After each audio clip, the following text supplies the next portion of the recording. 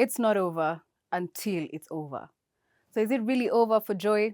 After the conviction, his lawyer stated although they respect the decision of the court, they would be appealing. Now, for those of you who did not read or listen to the full judgment or the full trial, I'm here to just give you a brief breakdown on how Joey Irungu defended himself against these accusations. Now, take a deep dive with me. Note that these are just some of the issues, and I implore you to read the whole judgment.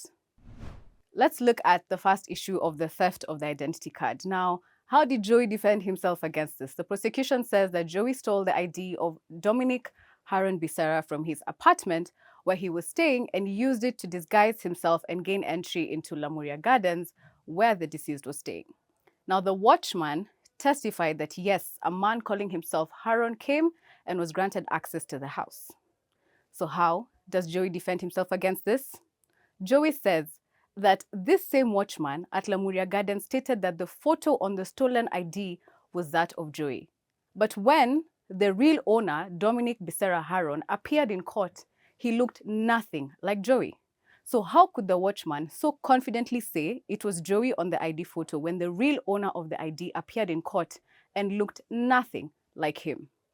He says that the deceased knew the real owner, a Haron Becerra, and that is who accessed the house.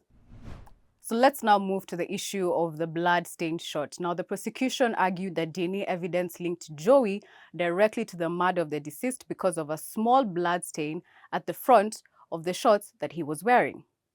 So how does Joey defend himself against this? He says that the blood-stained shot produced in court is not the same shot recovered from his house. How does he justify this? He says that the inventory did not indicate that there was blood stains on the shot. Now, please keep in mind that there was an inventory of items collected from Joey's house. So he says that the inventory did not indicate that there was blood stains on the shot and that even the scene visiting officer did not see blood on the shots.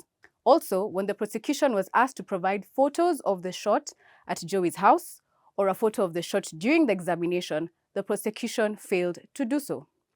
So Joey says, you failed to produce a photo. No one saw the blood on the shots at my house. So whatever shot that this is you're bringing to court isn't mine. Now, on the issue of DNA at the crime scene inside the deceased's house. The straps used to tie the deceased's hands had DNA from 2 unknown males, excluding Joey. The judge, in her judgment, said that there is a possibility that the DNA could have transferred onto the straps during the buying process from a shop. And the particulars of the charge read that the accused, which is Joey, and others not before the court committed the offense. However, Joey says no. The investigating officers should have investigated Kaka, Lee Owen, and Walid, who were in the deceased's house, to establish whether they matched the DNA of the 2 unknown males found on the strappings used to tie the deceased and tape used to cover her mouth. Now, please remember, it was later established that Kaka did not access the deceased's house, but met her downstairs. So the question Joey is asking, why didn't they test the 2 other gentlemen in the house to establish if their DNA matched that found on the straps used to tie Monica? Let's get into the question of clothing.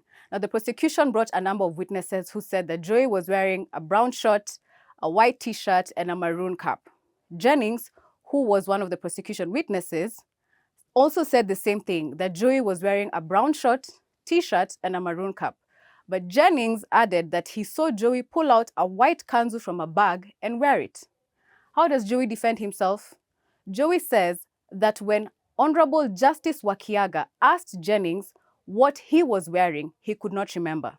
So the question to Jennings was, how can you testify to what Joey was wearing when you yourself cannot remember what you were wearing on that day? Joey also says that Walid, who was in the house that night, did not mention a white kanzu, grey coat, or maroon cap in his statement to the police. Jennings says that Joey had a grey coat in a bag. Lee Owen, who was also in the house, does not make reference to any coat. Please note that Lee Owen testified and said that Joey was wearing a pure Muslim kanzu, ash grey coat, and maroon cap. So Joey says Lee didn't see him in a coat, but Lee says, yes, I saw him in a coat. Now, on to the issue of burning clothes. I hope you guys are still with me. Now, the prosecution says Jowie burnt items believed to be that of a white kanzu, and that Jowie called one Brian Kasain Spira at 1 a.m. on the night of 19th and 20th September 2018 and asked for paraffin to burn something. However, Jowie says Brian is lying because the call data or WhatsApp data does not show this. On this, Brian also said that the next day he met Joey, who showed him where he burnt the items using an air conditioner. Joey says no. That is another lie because no witness saw the fire burning that night, and the burnt material found included a puff jacket with a zipper, not a grey coat. Remember, there were witnesses who saw him with a grey coat. Joey says the coat with the zipper was not produced in court but removed from exhibits so as not to contradict the prosecution's case. Lastly, let's look at Jennings' testimony, right? Remember that Jennings was a prosecution witness. And he said that when he and Joey left Roadhouse, Joey gave him the car keys, and then Joey went and sat at the co-driver's seat, and that is when he retrieved the white kanzu and wore it. Joey says that this is a lie because there is no DNA evidence of Jennings in Joey's car. Now remember, there are other aspects of this judgment, including the shooting incident, Joey lying that he did not know the deceased, the timings when Joey arrived and left the deceased's house. I urge you again to read the full judgment. But with this knowledge, do you think Joe will have a strong appeal case? Do you feel his lawyers defended him accordingly? And do you think the prosecution proved their case beyond reasonable doubt? Let me know in the comments.